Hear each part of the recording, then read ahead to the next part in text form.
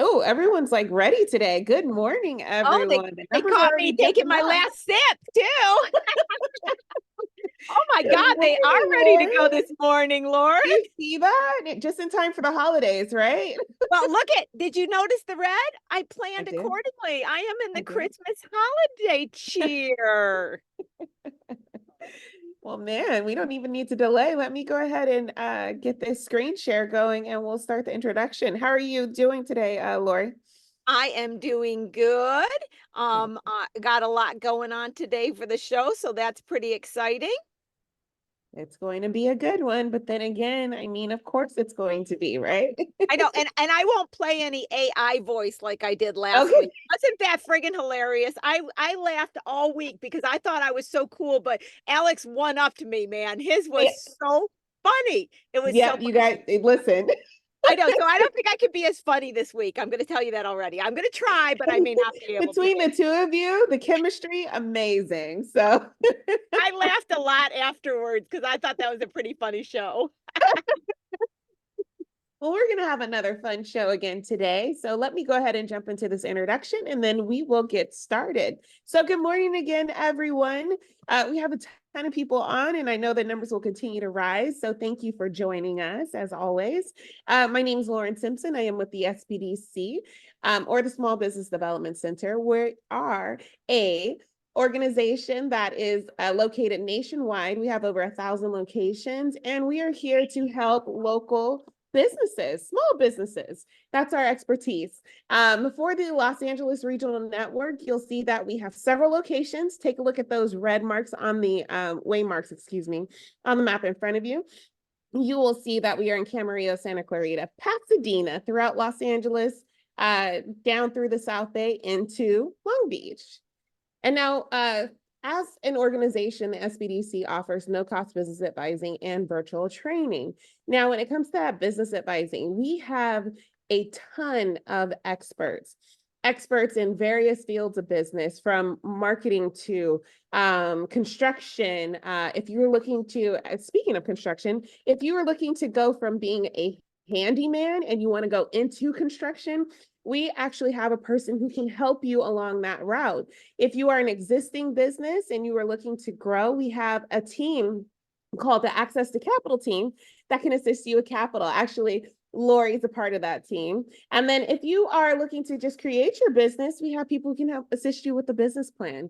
And finally, if you are looking to get your numbers in order, if you have been afraid of your numbers, we have our guru of all numbers, Miss Lori Williams, who can assist you along that route too.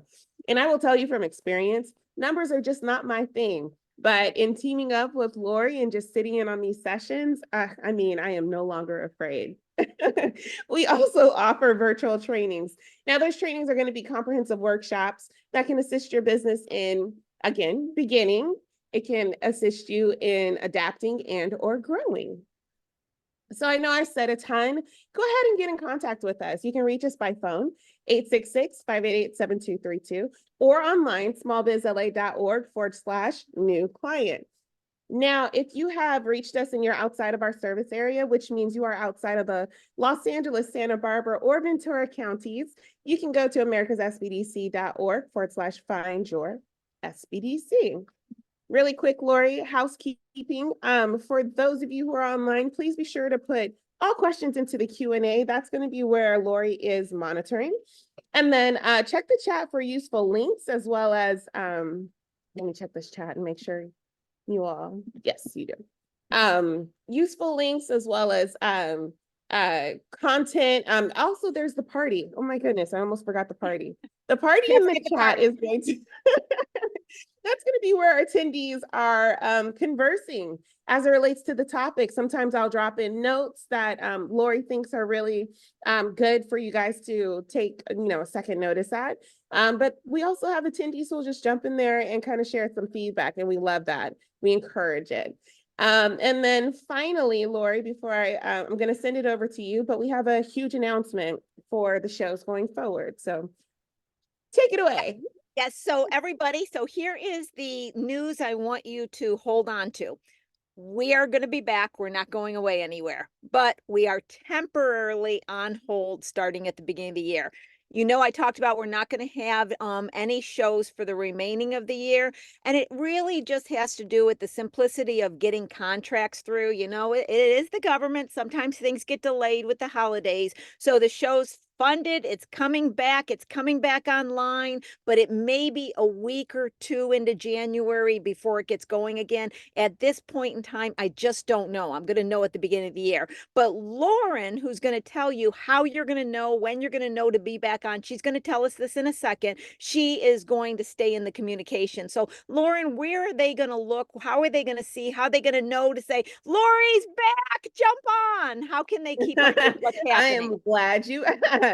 So, for those of you who have joined us today, as well as there are a ton of people who haven't joined us today, I'm going to have a communication that goes out this week. It's going to be a dedicated email that you will receive, and it'll just essentially reiterate what Lori has just mentioned, that we will be dark for a little bit. But again, we will be coming back. If you receive our newsletters, you will see it in our newsletters, us coming back. But I will also send an additional dedicated newsletter, probably 1 to 2. As soon as we get that date that we're coming back, you will receive communications that remind you, hey, we're coming back, we're coming back. So that's how we're going to do it. It'll also be on our social media. So be sure to be following us at SmallBiz LA. I will do my best Arnold impersonation. I Okay. will be back. And there it is, guys. There it is. Okay. Thank you so much, Lauren. And also, I'm going to say it again before I end, but I want to, huge thanks to everybody who's been there with me throughout. So now, and I got to say that my PowerPoint, it's doing a new thing, a new technology has been given at the last minute just this morning. So bear with me as I go through it. So with that, I got a couple things we're going to talk about today, and hopefully that'll work. One is I do have my January calendar for the financial literacy classes and the links to sign up. So Lauren is putting that into the chat right now, so you have that. And then I am going to actually talk about some words of wisdom under my Mythbuster, okay? So that's where I'm going to go, and I'm going to actually stop share because there's nothing you're going to see. You're just going to be able to hear my words of wisdom that I'm telling you before we end for the year and we end for the holidays. So give me 1 second here. I am going to just close this out. Sorry, multiple things happening on the computer this morning. Okay, I thought about it and I said, you know what? This is not only kind of a little bit of a break, but it's also the end of the holidays. What do I want to say to everybody out there? And so here is what I actually wrote it. So I'm reading it, but I wrote it this morning because it was thoughts that were so involved. I wanted to capture them to share. Most humans need money to live the life they desire. When the amount of money available equals or meets their needs, they can be at peace. When the amount of money available exceeds their needs, they can experience their desires. The amount of money available is based on net income, not revenue or some other measurement. Your internal accounting system and your tax returns are on a cash basis. In most companies, the timing of cash is not aligned. So these documents will not be able to tell you if you're profitable. Gross profit and net profit, when calculated correctly, will tell you how much available cash you really have for both your needs and your desires. If you measure these correctly and you monitor them effectively, then you can make course corrections in all the areas of business, the sales, the marketing, the operations, and this will ensure that you meet your goals. When a business owner runs their company without accurate information, or their egos, or they're blindsided by fear, they don't have the information that they need to make the proper course corrections. Your business is not who you are. It's not. Your business is a means to an end. And what is that? Available cash for needs and desires. There are an infinite number of ways to receive available cash. Staying the course in a business that is not achieving available cash due to an improper cost structure, whether that be due to the market, the timing, not enough capital, it doesn't matter. You have to ask why. It may simply not make any sense. It wears on you emotionally, it drains you financially. Why do this when you could simply make a course correction either in your current business model or find another one? Knowledge is what allows you to make that distinction. Specifically knowing the current and potential future of available cash is what you need to know. Once again, that depends on properly calculating profitability and then being realistic about future projections. If you know the business is not you, but rather a choice, you can be much more realistic and have an easier time making course corrections. Guys, life does not have to be hard. Our choices make it hard. A new year is around the corner. It affords us the time to take a pulse and reflect upon the choices that we are making. Are they bringing us peace? I hope my words has helped each of you to step back for just a moment and consider, am I creating the life I want? Am I creating the financial situation with my company that serves me? If not, what course corrections can I make? I look forward to next year. I look forward to seeing all your wonderful comments in the chat and continuing our journey together of learning from each other and all our wonderful guests as they share the entrepreneurial journeys. With that, I'm real excited to welcome back to our show our returning champion, Xiomara Palma, who is the founder and CEO of Solvit HR. The certified human resource professional with over 15 years of HR experience across multiple industries. Xiomara specializes in helping small businesses remain in compliance with workplace regulations.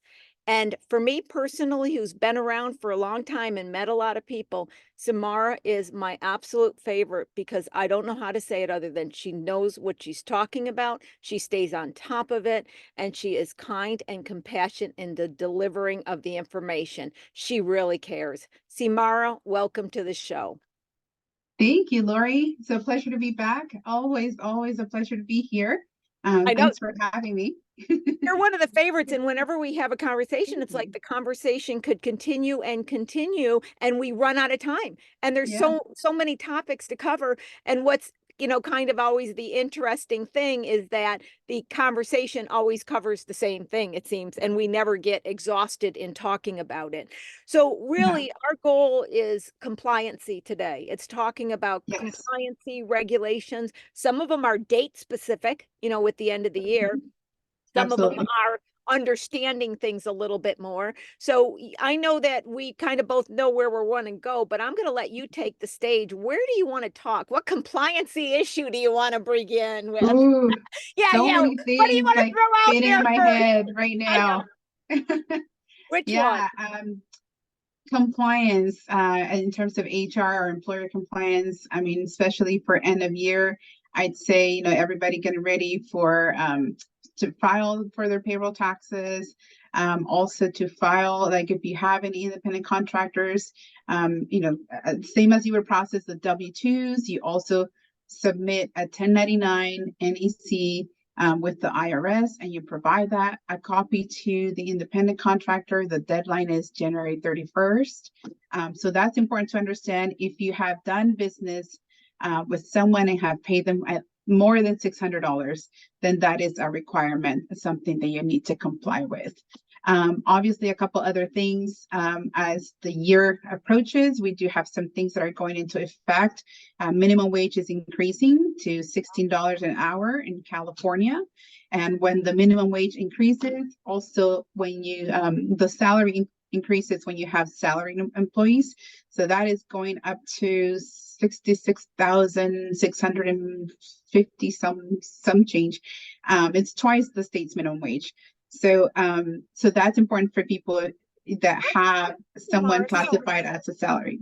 Yeah, how does that work? So if you got a salary, you automatically got to pay them that amount, and how does that work? I don't even know how that works. And I'm going to come back to the 1099 in a second, but you Yeah. got me too intrigued. How does that salary work? Any full-time salary person must make at least that, or how does that work?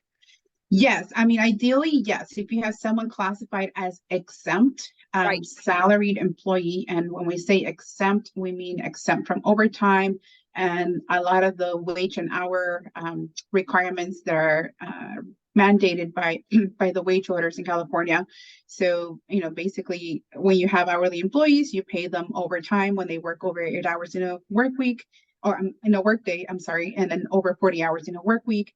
And then you also provide them meal and rest periods. So all those requirements kind of go away when you classify someone as salary exempt, right? So you're basically paying them for their knowledge. You're not paying them for manual labor. So technically you're not required to pay overtime, and you're not required to also provide them with a meal or rest period, right? Because I mean they pretty much manage their own time.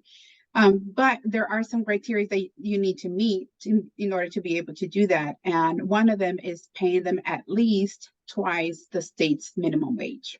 Gotcha. Now, another thing I know about that, or I know just enough to be dangerous, just because I'm always going through the government You're web. always dangerous, Lori. I know, I always am. It's like I know way too much of my life. But one of the things with the salary requirements that people don't realize is it really, for that exemption, you really have to read the criteria, because it's not just about the knowledge. You have to make sure that they have the power to make decisions within the company that can impact the company. I mean, there's a long list Yeah, that excludes most people that a lot of companies would like to put under salary, because right. it's not just, okay, they're a little manager over here. They really have to have where their decisions impact the rule, the description of what you have to meet to allow them to be an exempt salary employee is much more arduous than I think most people realize, in my opinion. Absolutely. You make a good point. So, two requirements to classify someone as exempt. So, one of them is paying them at least twice the state's minimum wage. The other one is making sure they do fall within one of those categories that you're able to classify as salary. There are 6 categories. There's professional, the professional exemption. There's the executive exemption, licensed professional, sales, like outside sales, inside sales, and then this goes on. But they have to perform at least 51% of those job duties that fall within those categories. It was, yeah. So it's not just a matter of like hiring someone and saying, I'm gonna make them my manager, and I'm gonna pay them the double the state's minimum wage, and I'm done. Because that falls very much into misclassifying someone, and then you can potentially owe them overtime. You can potentially owe them meal and rest period premium pay, which is an hour for each violation, an hour of the employee at their hourly rate, or what would be their hourly rate. So technically, someone could get up to 3 hours premium pay per day if they have missed both of their rest periods and they have missed their meal periods. So if you add that up, going back to up to 3 years, which is like what the law allows for when these situations, when they get an audit or someone files a complaint, they go back 3 years. It can be very costly. So it's very important to make sure you're classifying. So I have a perfect example. Just spoke to someone earlier this week, and they kind of had a similar situation when they had classified someone as a manager, but this person was more of like a lead, just being in charge of things, not even really managing people, and not really having the discretion to exercise their independent judgment and make decisions on their own. But they were more of like technical, hands-on, transporting equipment and equipment from one location to another, and just making sure things were set up smoothly for the client. And as I'm going through the job duties, I'm like, that kind of doesn't really fall into them being able to fall within one of those categories. And even if it does, the next question is, are they performing those job duties at least 51% of the time? Yeah. Yeah. And So, see, that's the thing, is that as we would look at it from an operational, even a textbook definition of a manager is not the definition that the government uses. And at the mhm, end of the day, if you don't follow the government's definition, it could be so costly, it could put you under. And many of these fines come under the Civil Liability Act. And so therefore they may haunt you even if you go bankrupt with the company. You can't get rid of some of these lawsuits against employee rights and all this stuff. You can't get out from underneath it by filing bankruptcy. So it's real important. I want to go back, and we're going to talk about misclassification because that is a key issue with some of the other things we're going to talk about. But before we do, I want to touch back on the 1099 mhm. aspect.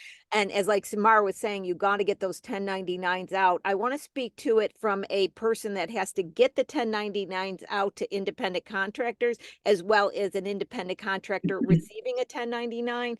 This is what happens behind the scenes, guys. At the IRS, the copy of that goes to the IRS, and it kind of goes in a computer database, right? So if I was working for you as a 1099 person, and you sent a 1099 to me, you are also sending with my Social Security. That's why you got to fill out the W-9. You're sending a document to the IRS to say, hey, Lori, under this Social Security number, made $900. And the IRS has a little document right there in its file, right? All computerized. So Lori files her tax return with their Social Security number. The computer goes, look, there's no number over here. It's a friggin' easy red flag. And I see so many people that can get audited because they didn't file these paperwork, right?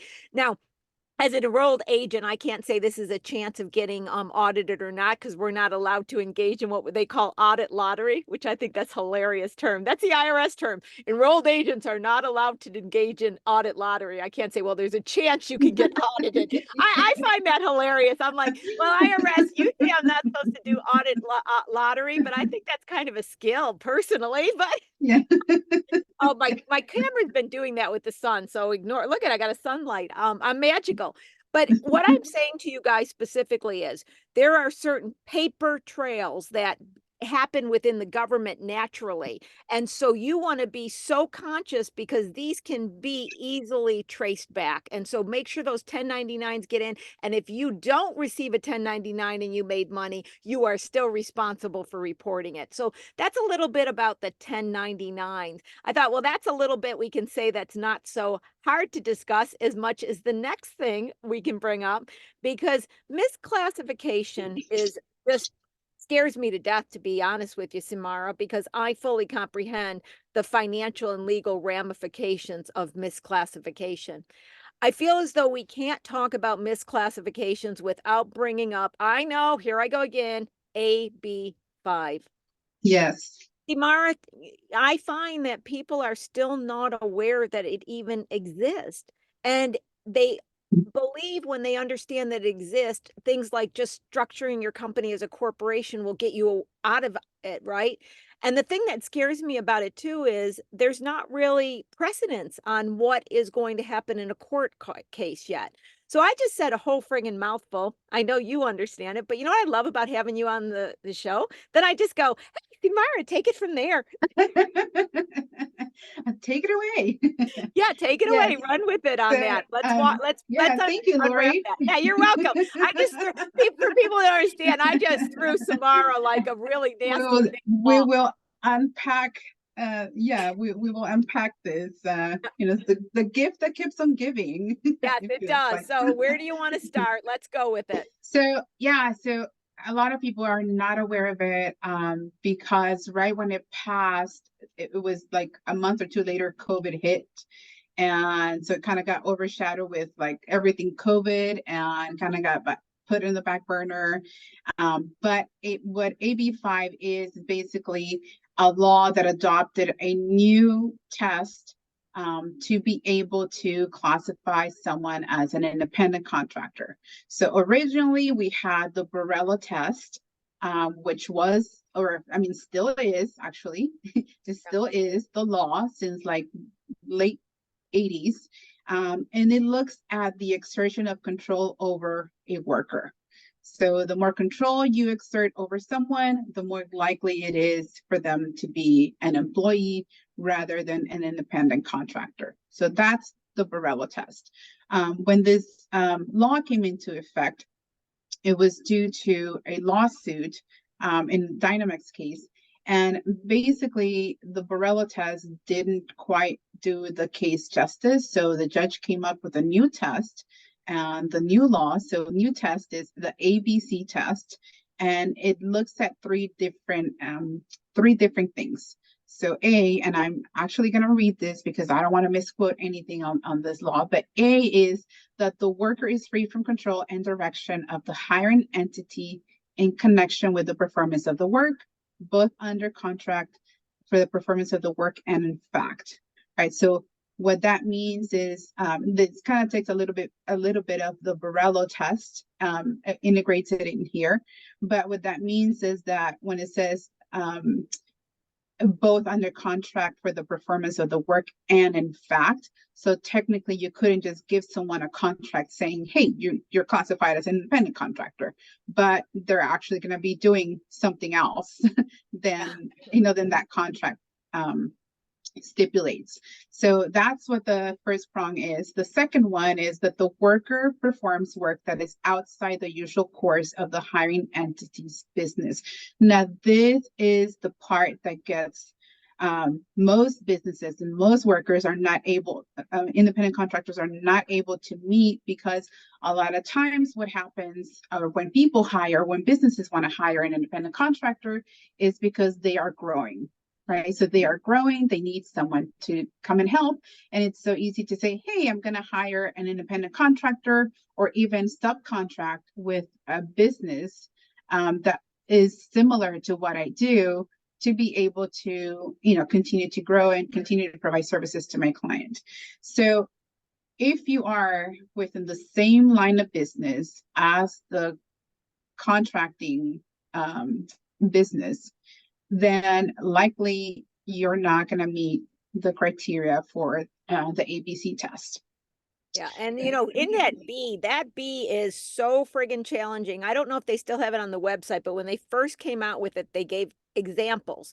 And the examples are very daunting. They had, well, if you were a cake manufacturer and you hired somebody at their home to create a recipe to make your cakes, that person is engaging in the usual course of business, because your usual course of business is selling cakes, and that cake is a recipe. That person working at home just during the time period of developing that recipe must meet an employee. The example they gave that could still be allowed to be an independent contractor, you have somebody come in working on your computer because you got a broken computer, So it's really highly defined, and I don't see too many reasons. Yeah, the independent contractor for the computer, but you didn't even think about making them an employee. Yeah, it was just, purchasing this one-time service.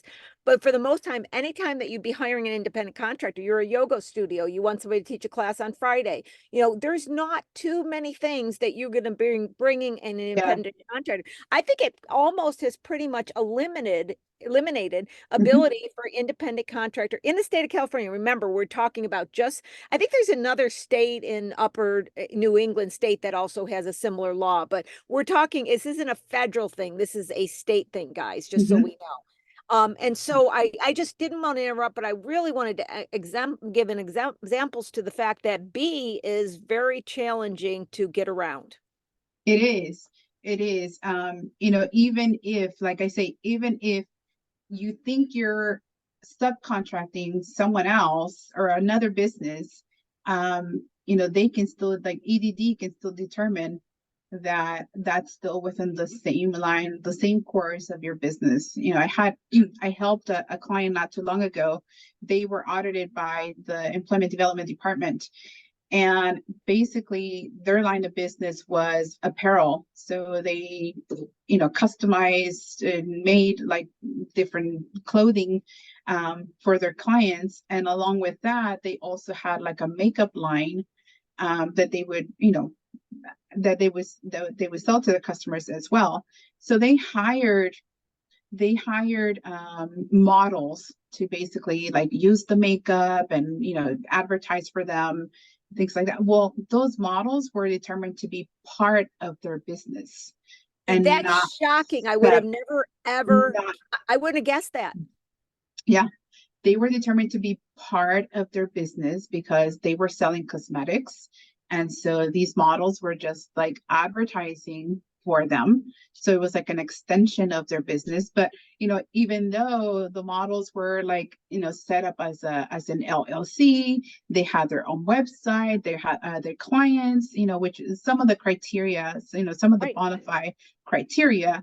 But yeah, I was actually pretty shocked to you know, to hear this, but you know, that's the reality that we are living with. So if it is, I mean, if it is within the same line of business, the same industry, or close enough, I'd say, you know, best bet to be, if you really need to hire or you really need the help, would be to bring them on as an employee rather than as a 1099. It is so true. And one thing I've learned from government information and dealing with it for what, 30 years now, you can't just reason your mind into an answer. You know, like I had something with the selling permit where digital products are not taxed. They don't have sales tax. Well, this company was selling digital patterns, pattern making. So they decided to make the pattern making even better. They would just make like one dress and ship it with that, because the one dress would show what the pattern's supposed to look like. That dress was a product they should have had sales permit, and they got audited and big fines. So a lot of times you cannot even kind of like use the logic. You never know. And it's better to err on the side of it could be, or at least get counsel on it before you choose. So that's just to say to the audience, you know, I'm kind of actually saying, I hate to say it, but I'm kind of saying, don't use your own common sense for these laws. That's what I'm really saying. It doesn't work. Yeah, I mean, yeah, it just doesn't, you know, and you know, even for me, that I feel like I, you know, pretty in touch with, like, or you know, I see a lot of these things. I was kind of shocked when, you know, that client told me that, like, EDD determined that they're within the same line of, and like, wait a second, like, okay, well, I don't know, but yeah, and a then lot of again, times, and I've had to, on behalf in my private business for my clients, go up to battle with EDD and battle with other things. And sometimes I won and sometimes I didn't. But I'll tell you what, I won a lot on tax issues. But when it came to an employee, you usually lose in some way or shape or form. Those are the hardest ones. You're already in a losing position just starting out. You know what I mean? You do know what I mean? Yes, I do. I've been to the labor commissioner's office, and, you know, I've seen, like, you know, basically the employees get fed like the answers that they need to give against the employers. So I do know what you mean.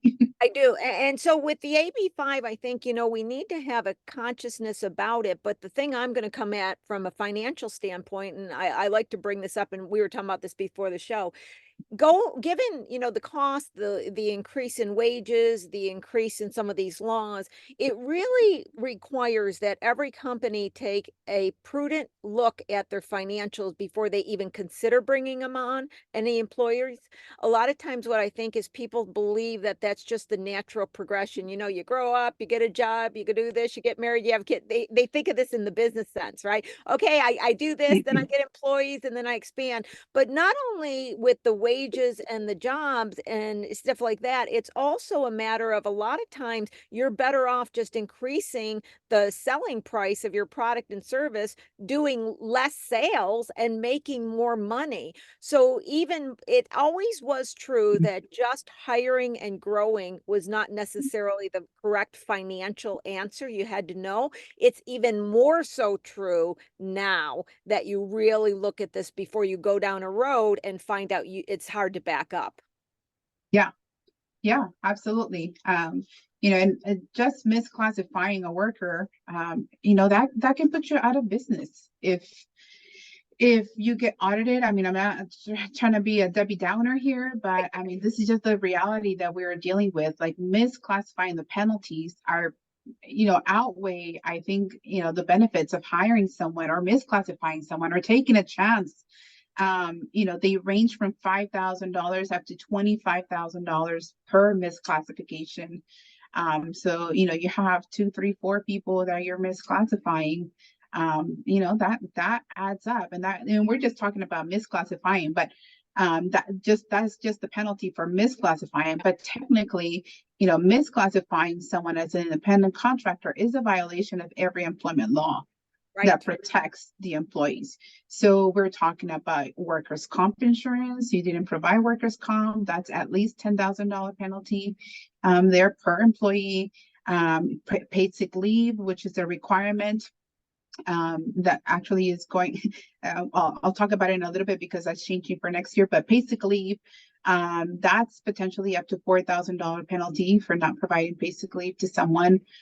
We talk about payroll taxes as well. So it could be like seen as tax evasion. You didn't pay for payroll taxes for someone that was your employee. You're going to have to pay payroll taxes plus an additional 15% penalty on top of that. I mean, so it adds up.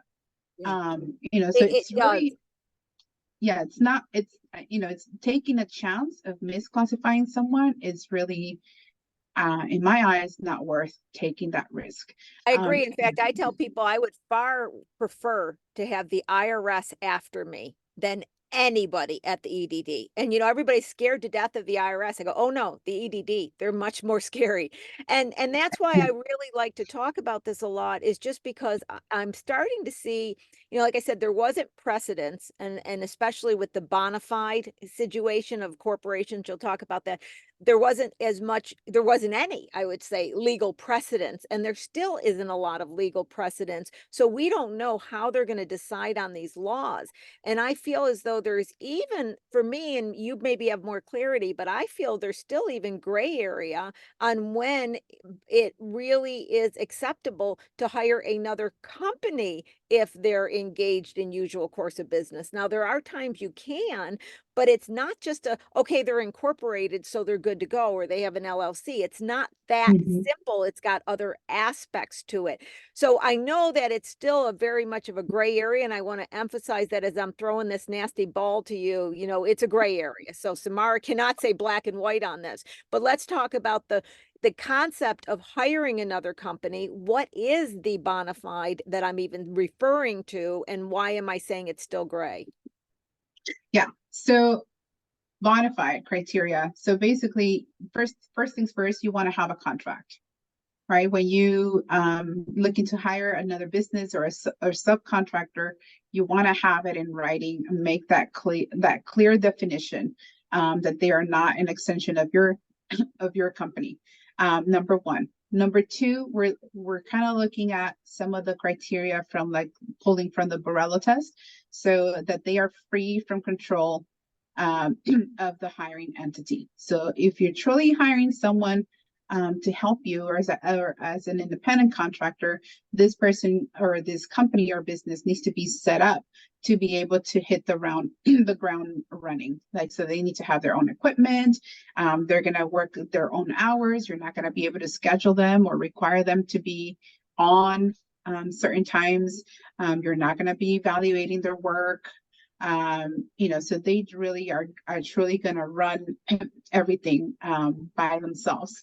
And then, they have to be an established business, right? So you got to double check that they have the business license, or they have, whatever entity they're set up as, whatever entity they said that they are set up.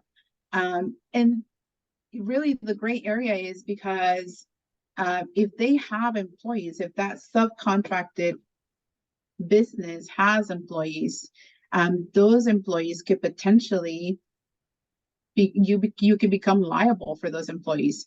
If, for example, the subcontracted company does not have a contract with them, or that, they don't have them on payroll, or they have them listed as independent contractors themselves, right? The subcontractor has other independent contractors under them. And so the hiring entity then becomes liable. And where we see this go go south really quick is like when someone gets injured, right? Everything's Yes. fun and games until someone gets injured, and then workers' comp comes into play, and you're going after, you know, the employer of that person, and you know, because there's maybe no paperwork that they were hired or not a contract, then this hiring entity now is liable because they were performing work um, for, you know, to support their business. So now the hiring entity could potentially be liable, and then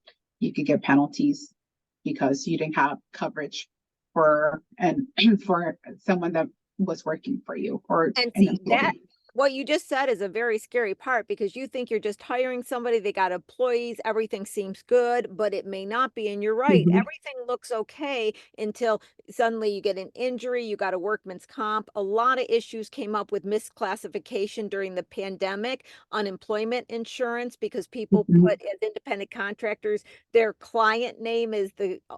employer versus their name, and they a lot of EDD came out and found some of the misclassifications through that. So it's when it goes up the food chain. And to any of you guys who get involved at all in government contracting, or even some contracting with big government entities, that's why when they hire you, they make sure you give them their certificate showing workman's comp. That's what they're doing, is they're making sure that all those paperwork is in place. But of course, a small company is not going to know to operate, give me your workman's comp, give me your this, give me your that. They don't think of Right. these things, but they need to. And on that, it seems to me, and correct me if I'm wrong, it's like when when this was first passed, I was surprised it was even being passed, but EDD was first kind of like, we're going to really go after and check these and we're going to do it. Then the pandemic hit, it got completely put on hold as far as nobody was aggressively going after it. It didn't get, the Mhm. law was Mhm. there, the law, it just didn't Right. get enforced, is what I'm speaking of when I say put on Mhm. hold.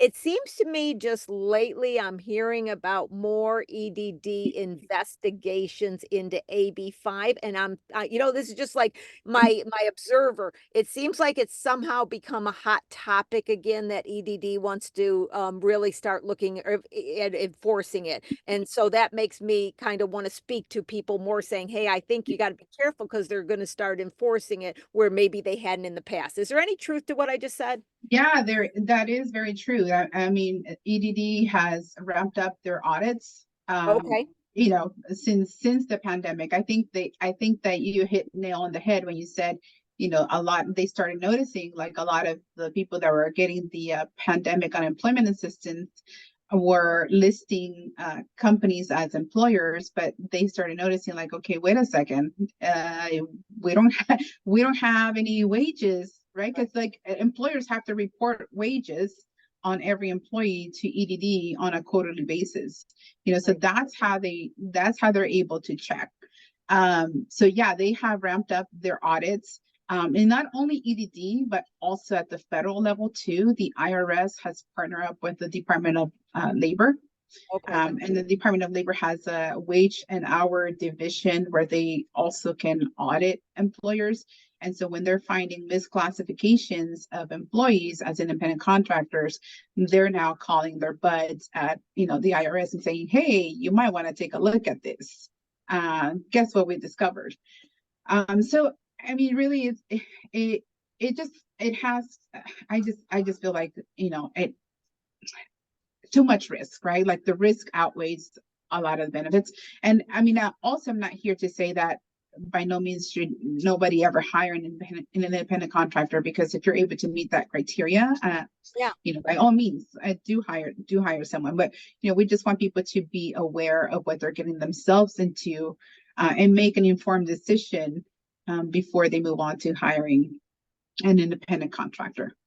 Uh, Exactly. And even, with hiring an employee, it's nothing against hiring employees. It's just making sure, it's kind of like we were talking at the beginning of the show. I said it's almost like the family's got to make sure they got the resources before they have a kid. It's better, it's easier, a type thing like that, right? So before you go in and say, I'm going to hire an employee, you might want to get your business a little bit further down to really need that before you hire the employee. And if you're thinking of an independent contractor, you want to make sure it really is an independent contractor, or simply increase your selling price or do some other aspects.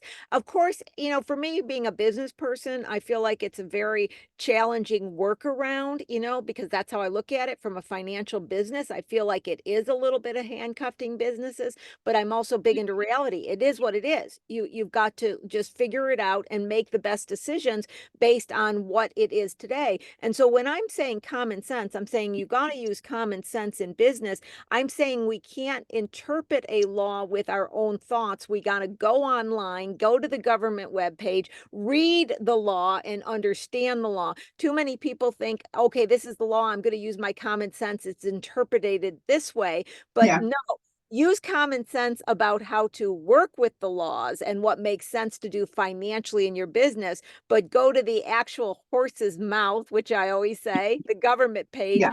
and read and understand the exact language of the legality of the law. So that's where I'm coming with from that. But I want to go back to the 1099 for a second, because I remember last time you shared something with me that I was not aware of, and that is the need to let the EDD, if I'm getting this right, you tell me, but is it the need to let the EDD know when you have a 1099, or how does it, you know what I'm trying to tell you? Yes.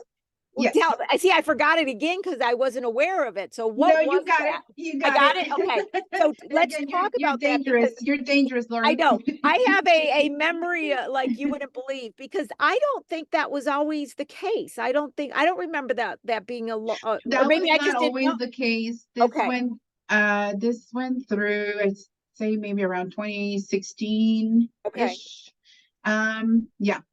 So let's talk that about wasn't that. always, yeah, that wasn't always the case. So basically employers have to report to EDD within the first 20 days of hire any new employee or any independent contractor. There is a whole form that you fill out. You can either do it online, or you can actually like download the form and send it to them. But the purpose of them doing that is because for child support purposes. So there is a database nationally, statewide and nationally, that EDD reports to for those people that may owe child support. And so that's why they now require employers to report every time they have a new hire and every time they have an independent contractor. Not a lot of people know about this. But yeah, you have to do that within the first 20 days of hiring or contracting an independent contractor. Part that I wasn't at all aware was the independent contractor part. The employee and the reporting with the back pay, totally got that. But now this is where it's confusing to me. What if I have somebody come over and work on my computer? Do I have to report that to them that I'm doing a 1099, or is there a minimum amount, or do you even know? Because that seems, I gotta say, see, here I go back with my common sense. That sounds Yeah. convoluted to me and challenging, because we might hire people to do things like computer, work on our computer that has nothing to Yeah. do with five. But does that mean we got to report it to EDD in addition to, of course, the 1099 at the end of the year? Yeah, that's a good question. Hang on one second. Yeah, no, I get it. Like I said, this You is did it again, Lori.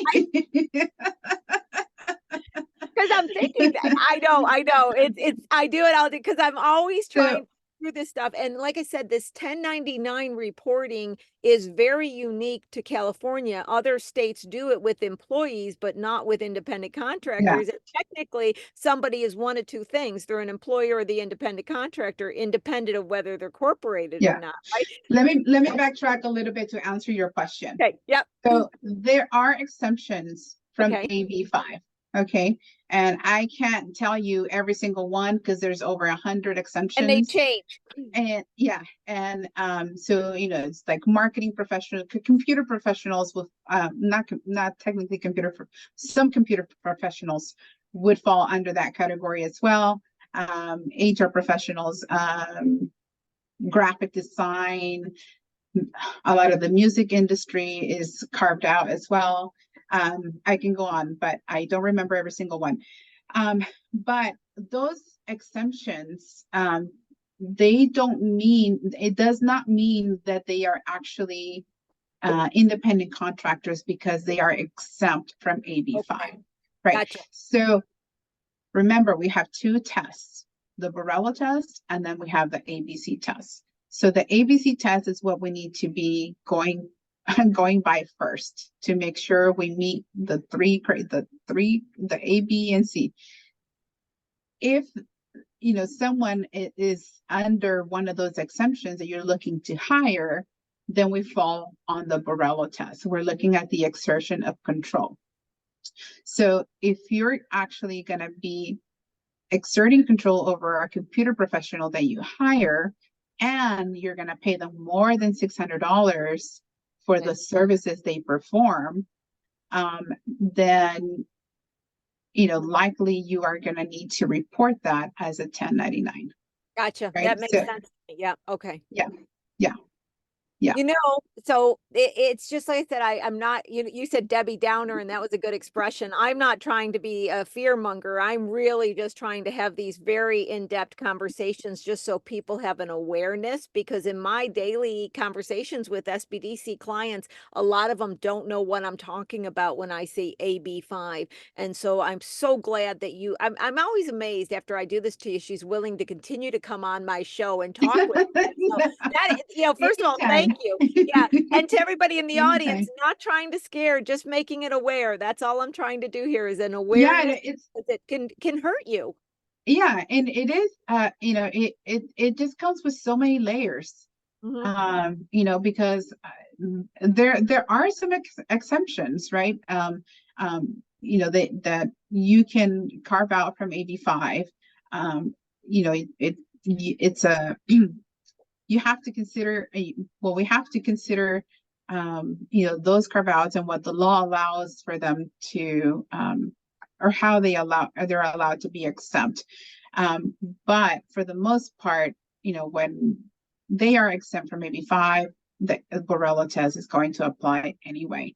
So yeah, we have multiple things to consider when hiring someone as an independent contractor. And as Lori says, it's not that we want to be Debbie Downers and we want to discourage everyone from doing business.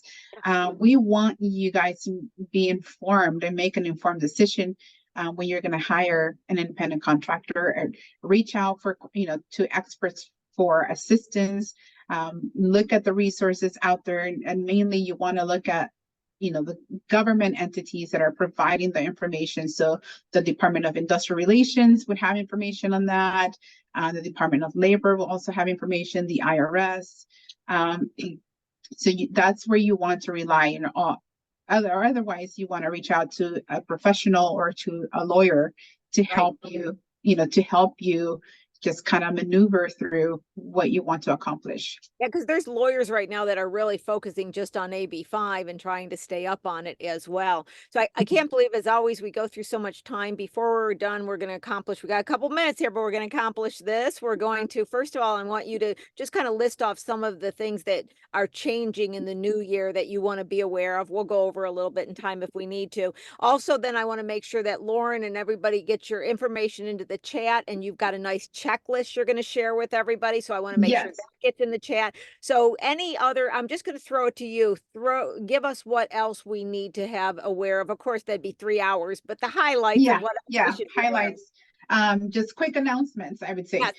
So we cover the minimum wage. That's increasing. We have a change in paid sick leave. Currently, California requires employers to provide 24 hours to all their employees for paid sick leave. That is going to increase to 40 hours as of January 1.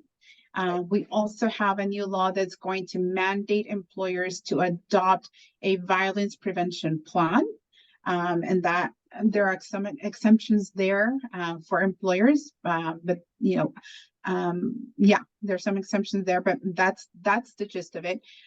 We also have a new law that prohibits discrimination against cannabis users.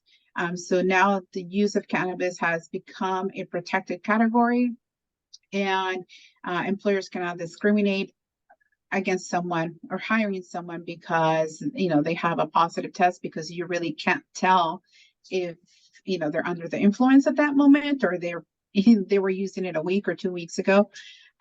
So that's a new law that's going into effect as well. What else is going?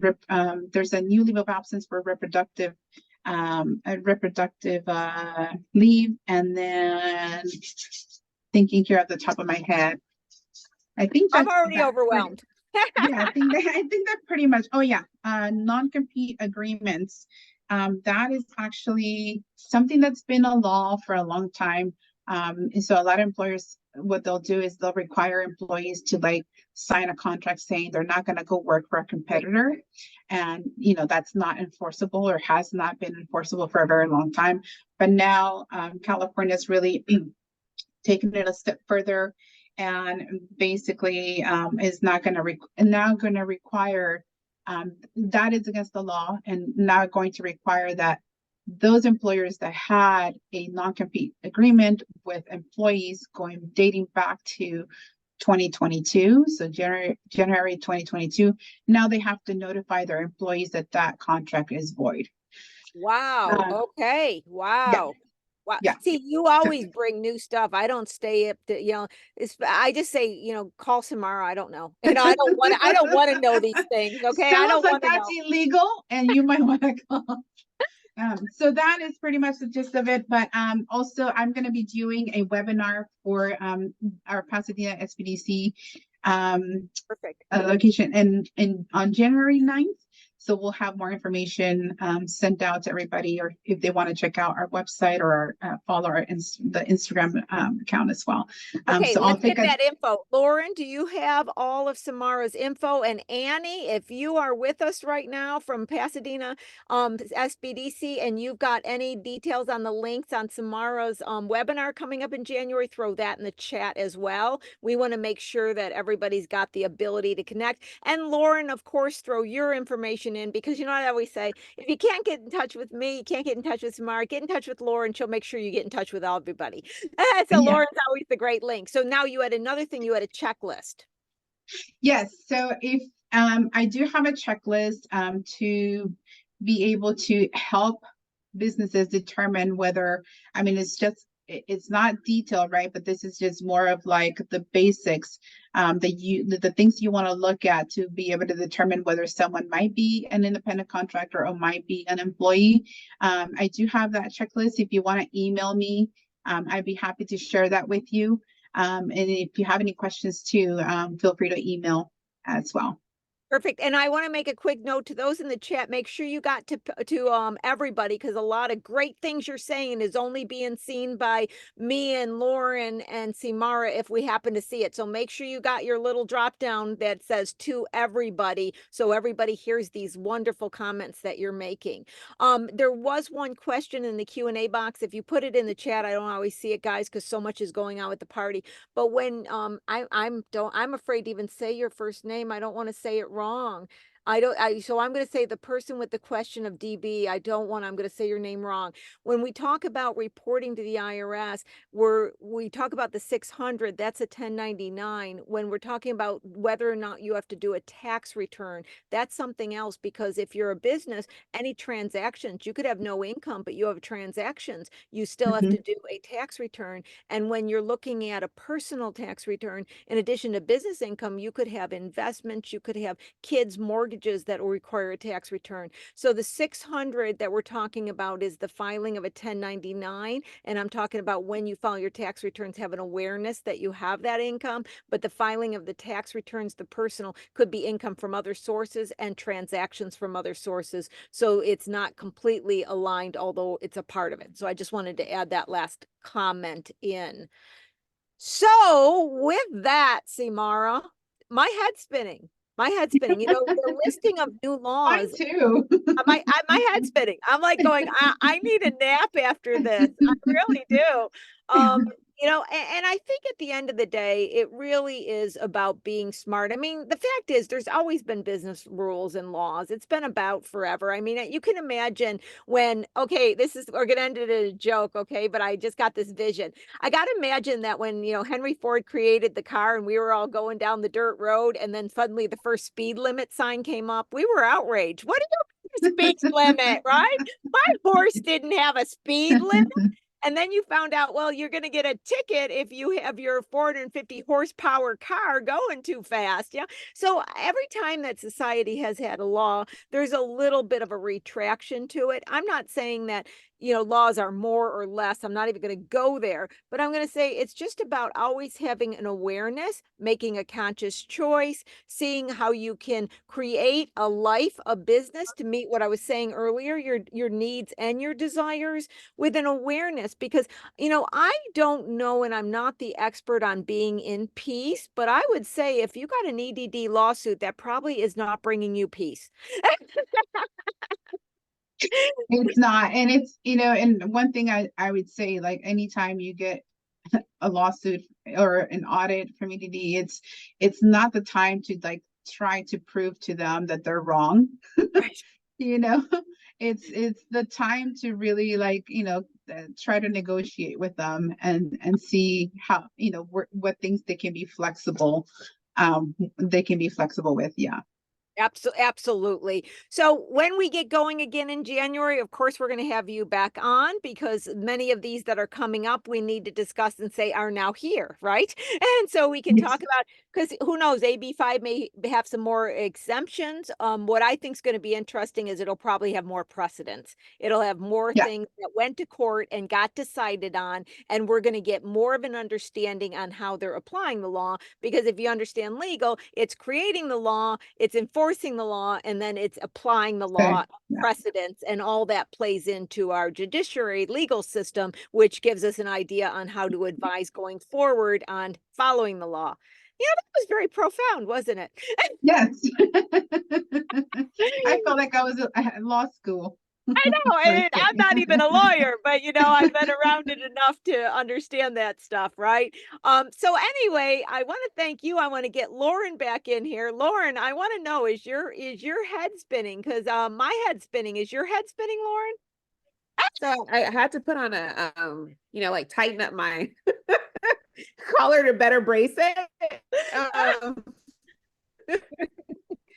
I know, I want to go back to AI.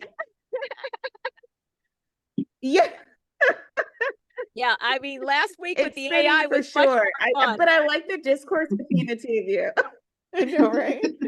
The discourse between the two of you, as well as, like, people being able to kind of contribute in the chat, like, I'm not alone, so I feel a ton better about it. Do you know what I mean? So I do, and educating and staying on top of it. I didn't get to see all the things in the chat. I would see occasionally different comments because it just moves too fast with everything going. But it's an important topic. I mean, that's why we see it in the chat, and we never able to finish anything tomorrow, and the time runs out. That's why we're always overtime, because there is just so much to discuss. But remember, like I said, I like to tie it back in. It just means about creating a company that meets needs and desires. And if you're to the point where the company can afford and bring on employees, great, then just follow the law and do so, and all is well. If it can't, look to see if an independent contractor is appropriate. If not, find another means to get to the end you need to until you can put on an employee. That's really what it is about. Yeah, I mean, an alternative they can consider would be like a staffing agency, right? Yep. That could potentially be a solution temporarily while you're working on your profit, or you're determining, whether it'll make sense to actually bring someone on board. So I'm glad you brought that up, because I was going to mention staffing and then we got on another thing. But, there are options out there. It's just being aware and making a conscious choice, which is really everything I always say. I don't care if I'm talking about life, business, being aware, being awake, and making a conscious choice. It's really a good formula for finding that peace that I always talk about. I think that's really the way it works. So with that, I want to say to everybody, happy holidays. I want to say to all our frequent flyers that are out there in the audience all the time, thank you so much for following. I saw that my friend Randy is there, and I have to comment to Randy, look, I followed your advice on the hair dye. I got the red out. She gave me some advice and I followed it and it worked. So Nice. thank you, Randy. And I wanted to say Emma and all of those wonderful people, Wilmer, I know all these names that I keep seeing and I hope I'm everybody. Thank you so much. And to the new people, thank you for joining us. And keep in mind, we will be back. It'll probably be mid-January, maybe a little sooner if government contracts go through, right? But it's not if we're coming back, guys, it's just when. So stay tuned, have happy holidays, find some leisure time, find those things that really matter in life, all of that. And then stay tuned for Lauren's announcement. She's going to stay on top of it. And Lauren, put in the chat our YouTube channel, because if you miss us, you can go to the YouTube channel. We got over, oh God, so many shows now. I don't even know. It's way up because it's been about a year and a half or two. Watch one of the old shows because there's so much wisdom within all these shows. You can go through and you can say, okay, we need a fix. We need a small biz talk fix. Go back and watch a show and we will be back soon. Xiomara, thank you so much. Going to have you back on the Thank show. you, Lori. Yeah. Lauren, I know that you're going to stay a little bit after. Make sure everybody gets the details. You'll be able to say your holiday goodbye as well to everybody. Xiomara and I are checking out. So I just want to say, love you all. See you next year for more fun, more excitement. Bye. Happy holidays, everyone. Bye.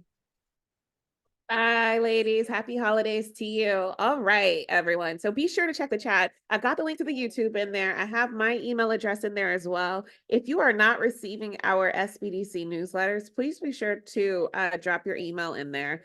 I can also pull a report, of course, from Zoom and snag the emails that you're using to log on to these sessions as well. Look out for emails from myself. I will be sure to keep you all extremely informed. And as soon as we know when we're coming back, you will get a notice. Thank you again for joining us. We truly appreciate it. We put a lot into this show or this series, and it's wonderful to see that it is working for you and you guys are enjoying it, and to see your faces come back again. So, or your names. That said, you guys, happy holidays. Stay safe, stay well, and just enjoy it. Thank you. Take care.